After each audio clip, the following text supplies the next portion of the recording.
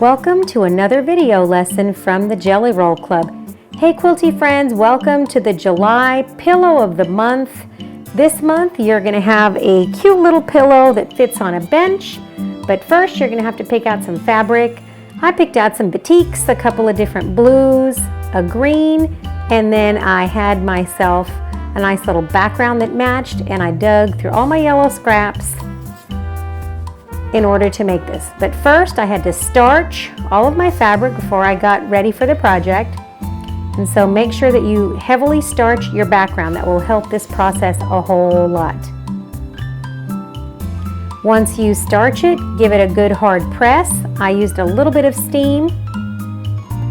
And then I took it over to my cutting mat, measured everything carefully. Starching actually makes it easier to cut. I folded it in half. I knew that I was using a fat quarter, so I only needed to remove about 1 inch off of each end. So I used my ruler to measure the fabric, not the grid lines.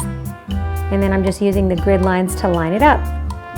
Once I do that, I knew I just needed to remove 1 inch off the ends. And I was ready to go work on my project. For this project, you're going to need those images that are in the description. You can find those on my website, which is www.jellyrollclub.com, and this pillow measures 14 by 20. First thing you're going to want to do is you're going to want to trace those images very carefully with a Sharpie. That'll make them easier to see. I started by tracing just the outline of my mason jar because that is what I'm going to be tracing in pencil onto my fabric. So once you have that traced out in marker, you're just going to take a regular mechanical pencil. I always like to fold my fabric in half and then in half again, just so that I can find the center of the piece I'm going to be using for a background. This helps me to line up my pieces carefully. And if you notice, you can see right through there, you don't have to have a light box. And then I'm just going to trace in pencil around the entire outline of the mason jar.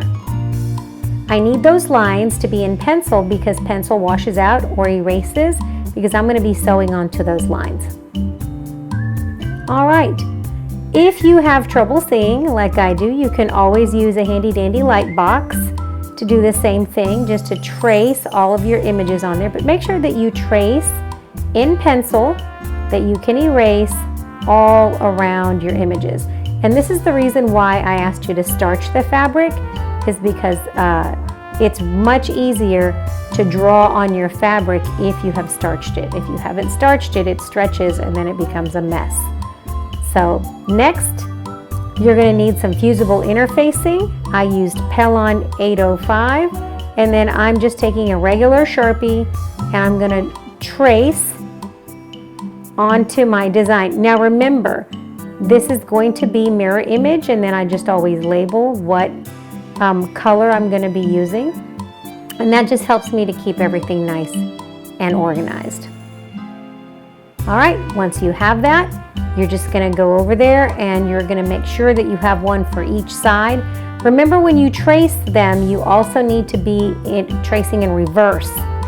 So the left will go on the right and the right will go on the left, and you'll see that in a minute. So you're just going to take, and the bumpy side on the fusible web goes onto the back of your fabric. You're going to press it, and then you're going to give it just a trim on that drawn line. I just make it a little bit bigger to make it easier to manage. And then I'm going to check to make sure it adhered and give it a good hard press for about 15 seconds. Next, I'm just going to cut that out right on my drawn line, and I'm going to do that for all of my pieces.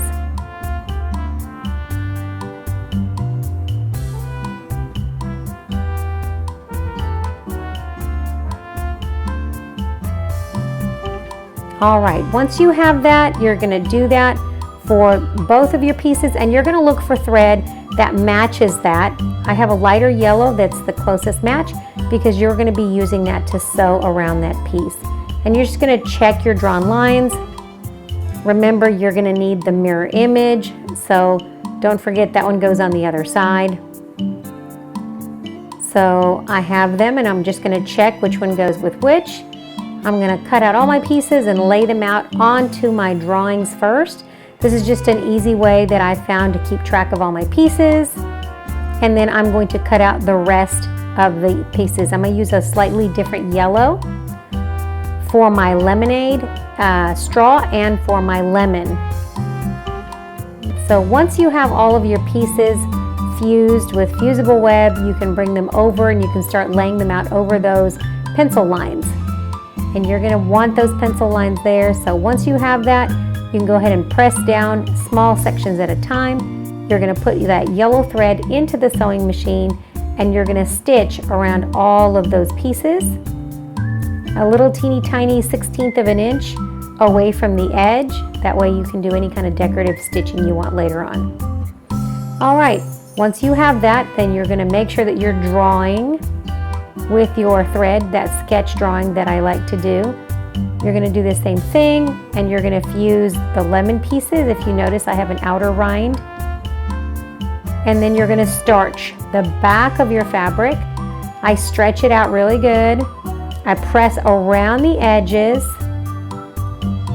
Then I'm going to set that aside and I'm going to let it dry and then I'm going to come back and press it from the back. Once you do that, you're just going to start sewing on all those drawn lines on your sewing machine. I used a thick gray thread for all of those outlines. I had to get a new bobbin, but make sure that you're putting gray thread in the bottom and gray thread on the top, so in your bobbin. And then when I'm done with all of these lines, I'm going to be going over them probably at least twice, and then I'm going to use a metallic thread to go over all that just to give it some sparkle to make it look like a glass. Hey, and if you like it, don't forget to subscribe and ring the bell, and thank you for watching.